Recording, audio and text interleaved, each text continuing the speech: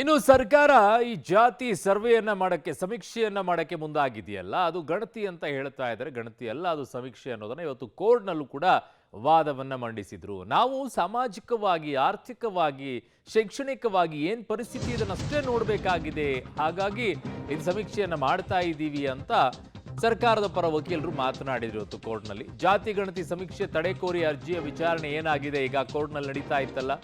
So ನ್ಯಾಯಮೂರ್ತಿ ವಿಭು ಬಕ್ರು ನೇತೃತ್ವದ ಪೀಠದಲ್ಲಿ ವಿಚಾರಣೆ ನಡೀತಾ ಇದೆ. ಸುದೀರ್ಘವಾದ ವಾದ ಆಲಿಸಿದ ಬಳಿಕ ವಿಚಾರಣೆಯನ್ನ ಈಗ ಮುಂದೂಡಿಕೆಯನ್ನ ಮಾಡಲಾಗಿದೆ. ಅರ್ಜಿ ವಿಚಾರಣೆ ನಾಳೆಗೆ ಮುಂದೂಡಿದೆ ಕೋರ್ಟ್. ಬಟ್ ನಿನ್ನೆಯಿಂದಲೂ ಕೂಡ ಸಮೀಕ್ಷೆ ನಡೀತಾನೆ ಇದೆ. ಅದಕ್ಕೆಲ್ಲೂ ಕೂಡ ಸ್ಟೇ ಅಂತೂ ಕೊಟ್ಟಿಲ್ಲ. ನಿನ್ನೆ ಸಮೀಕ್ಷೆ ನಡೆದಿದೆ, ಇವತ್ತು ಕೂಡ ಸಮೀಕ್ಷೆ ನಡೆದಿದೆ, ನಾಳೆಯೂ ಕೂಡ ಸಮೀಕ್ಷೆ ನಡೆಯುತ್ತೆ. ಕಾರಣ ನಾಳೆ ವಿಚಾರಣೆಗೆ ಇದನ್ನು ತೆಗೆದುಕೊಳ್ತಾರೆ. ಹಾಗಾಗಿ ಏನಾಗುತ್ತೆ ಈ ಪ್ರಕರಣ ಅನ್ನುವಂಥದ್ದನ್ನ ನೋಡಬೇಕಾಗದೆ. ತಡೆ ಕೋರೋದಾಗಿದ್ದರೆ ನಿನ್ನೆ ತಡೆ ಕೋರ್ತಾ ಇದ್ರು. ಇದು ಗಣತಿಯಲ್ಲ, ಇದೊಂದು ಸಮೀಕ್ಷೆ ಅಷ್ಟೇ ಅಂತ ಸರ್ಕಾರದ ಪರ ವಾದ ಆಗಿದ್ದು.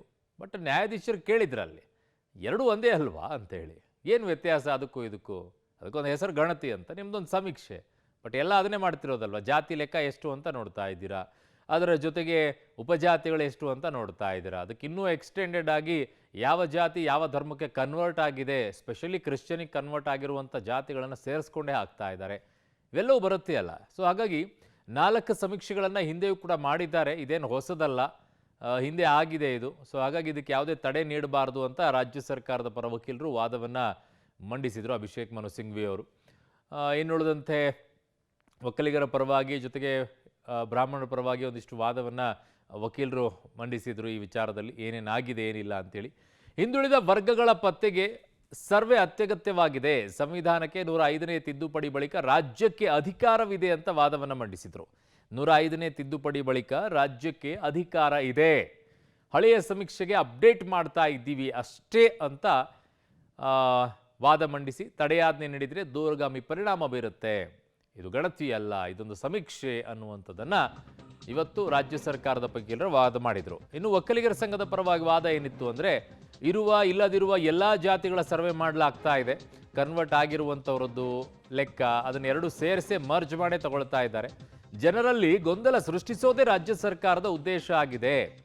ಅವ್ರು ಯಾವ ಜಾತಿ ಅನ್ನುವಂಥದ್ದನ್ನು ಕೇಳಿ ಲಿಸ್ಟ್ ಮಾಡೋದು ಬೇರೆ, ಬಟ್ ಇದೊಂದು ರೀತಿ ಗೊಂದಲ. ಅಲ್ಲಿ ಕುರುಬ, ಕ್ರಿಶ್ಚಿಯನ್ನು ಈ ಥರ ಸೇರಿಸುವಂಥದ್ದು ಎಷ್ಟು ಸರಿ?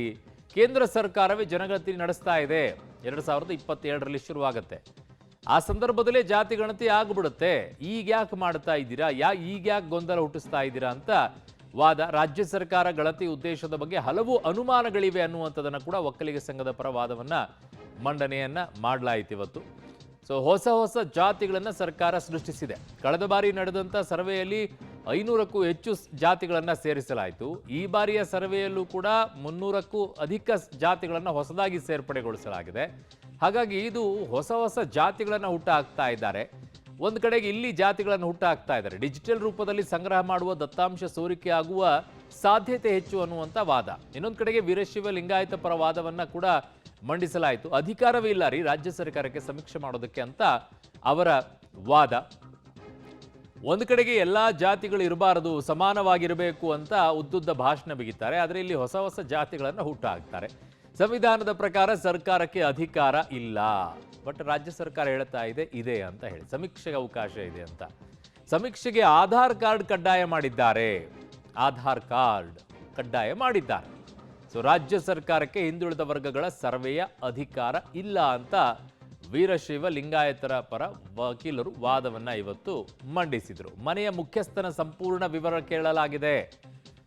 ರಾಜ್ಯ ಸರ್ಕಾರಕ್ಕೆ ಅಧಿಕಾರವೇ ಇಲ್ಲ, ಆದರೆ ಎಲ್ಲವನ್ನೂ ಕೂಡ ಕೇಳಿದ್ದಾರೆ. ಬ್ರಾಹ್ಮಣ ಸಮುದಾಯ ಪರ ವಕೀಲರು ವಾದ, ಇದು ವ್ಯಕ್ತಿಯ ಪ್ರೊಫೈಲ್ ಮಾಡುವುದಲ್ಲದೆ ಬೇರೇನೂ ಅಲ್ಲ ಅಂತ ಹೇಳಿ ಇನ್ ಡೀಟೇಲ್ ಆಗಿ ಕೇಳ್ತಾ ಹೋಗ್ತಾ ಇದ್ದಾರೆ.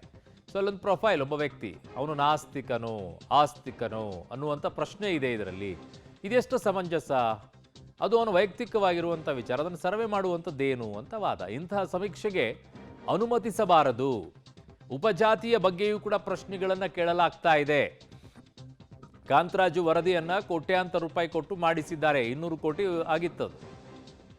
ಕೋಟ್ಯಾಂತರ ರೂಪಾಯಿ ಕೊಟ್ಟು ಮಾಡಿಸಿದ್ದಾರೆ ಹಿಂದಿದ್ದು ಕಾಂತರಾಜು ವರದಿ. ಈಗ ಅದು ಮೂಲೆ ಗುಂಪಾಗಿ ಹೋಗಿದೆ. ಸೊ ನನ್ನ ಸಹೋದ್ಯೋಗಿ ಈಗ ಕ್ರೈಮ್ ಬ್ಯೂರೋ ಹೆಡ್ ಆಗಿರುವಂಥ ಮುರಳೀಧರ್ ನನ್ನ ಸಂಪರ್ಕಕ್ಕೆ ಸಿಗ್ತಾ ಇದ್ದಾರೆ. ಮುರಳಿ, ಏನಾಯ್ತು ಇವತ್ತು?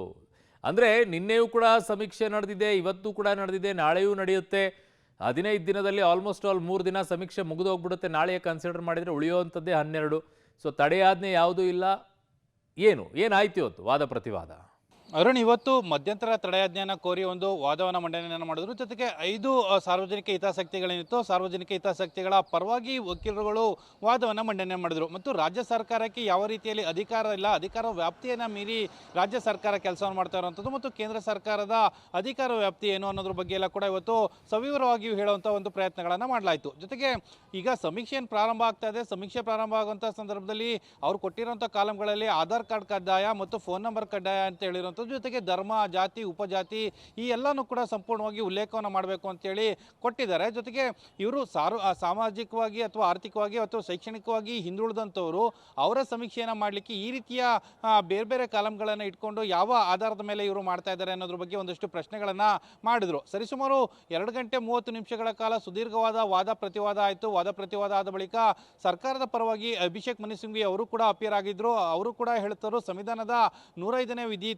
ವಿಧಿ ಪ್ರಕಾರ ನಮಗೆ ಅವಕಾಶಗಳಿದ್ದಾವೆ ರಾಜ್ಯ ಸರ್ಕಾರಕ್ಕೆ. ಇಲ್ಲಿ ನಾವು ಜಾತಿ ಗಣತಿಯನ್ನಾಗಲಿ ಅಥವಾ ಜನಗಣತಿಯನ್ನಾಗಲಿ ಅದು ಕೂಡ ಮಾಡ್ತಾ ಇಲ್ಲ. ನಾವು ಮಾಡ್ತಾ ಇರೋಂಥದ್ದು ಸಮೀಕ್ಷೆಯನ್ನು ಮಾಡಲಿಕ್ಕೆ ಈ ರೀತಿಯ ಕೆಲಸಗಳನ್ನು ಮಾಡ್ತಾ ಇದ್ದೀವಿ. ಜೊತೆಗೆ ಈ ಹಿಂದೆ ಮಾಡಿದಂಥ ಕಾಂತರಾಜು ವರದಿ ಏನಿತ್ತು ಆ ವರದಿಯನ್ನು ಅಪ್ಡೇಟೆಡ್ ಮಾಡುವಂಥ ಪ್ರಕ್ರಿಯೆಗಳನ್ನು ಮಾಡ್ತಾ ಇದ್ದೀವಿ. ಅದನ್ನು ಹೊರತುಪಡಿಸಿ ಉದ್ದೇಶಪೂರಿತವಾಗಿ ಹೊಸ ಜಾತಿಗಳನ್ನು ಹುಟ್ಟುಹಾಕುವಂಥದ್ದು ಅಥವಾ ಜಾತಿಗಳಲ್ಲಿ ವೈಷಮ್ಯ ಬರುವಂಥದ್ದು ಅಥವಾ ಜಾತಿಗಳನ್ನು ಬೇರ್ಪಡಿಸುವಂಥದ್ದು ಈ ಕೆಲಸಕ್ಕೆ ನಾವು ಕೈ ಹಾಕ್ತಾ ಇಲ್ಲ. ರಾಜ್ಯ ಸರ್ಕಾರದ ಉದ್ದೇಶ ಸ್ಪಷ್ಟವಾಗಿದೆ ಅನ್ನೋದ್ರ ಬಗ್ಗೆ ಇವತ್ತು ಕೋರ್ಟ್ನ ಗಮನಕ್ಕೆ ತರುವಂಥ ಪ್ರಯತ್ನಗಳಾಯಿತು. ಆ ಸ್ಪಷ್ಟವಾಗಿದೆ ಅನ್ನೋದು ಒಂದು ವಿಚಾರ. ಆದರೆ ಜೊತೆಗೆ ಹಿಂದುಳಿದ ವರ್ಗದ ಪರವಾಗಿ ರವಿ ವರ್ಮಕುಮಾರ್ ಅವರು ಕೂಡ ಅಪಿಯರ್ ಆಗಿದ್ರು. ಅವರು ಕೂಡ ಹೇಳ್ತಾ ಇದ್ರು, ನಾವು ಆಧಾರ್ ಕಾರ್ಡನ್ನು ಪಡ್ಕೊಳ್ತಾ ಇದ್ದೀವಿ. ಯಾಕೆಂದರೆ ವೋಟರ್ ಐ ಡಿ ಇರ್ಬೋದು, ವೋಟರ್ ಐ ಡಿ ಬೇರೆ ಬೇರೆಯವರು 2 ಬಾರಿ ಪಡ್ಕೊಂಡಿರ್ತಾರೆ. ಆದರೆ ಆಧಾರ್ ಕಾರ್ಡು ಒಂದೇ ಒಂದು ಆಧಾರ್ ಕಾರ್ಡನ್ನು ಪಡ್ಕೊಂಡಿರ್ತಾರೆ. ಅದನ್ನು ಮರು ವಿಂಗಡಣೆ ಆಗುವಂಥದ್ದು ಅಥವಾ ಮತ್ತೆ ಪುನರ್ಬಳಕೆ ಆಗುವಂಥದ್ದು ಈ ರೀತಿಯ ಸಾಧ್ಯತೆಗಳು ತೀರಾ ಕಡಿಮೆಯನ್ನು ಮಾಡೋಕ್ಕೋಸ್ಕರ ಈ ರೀತಿಯ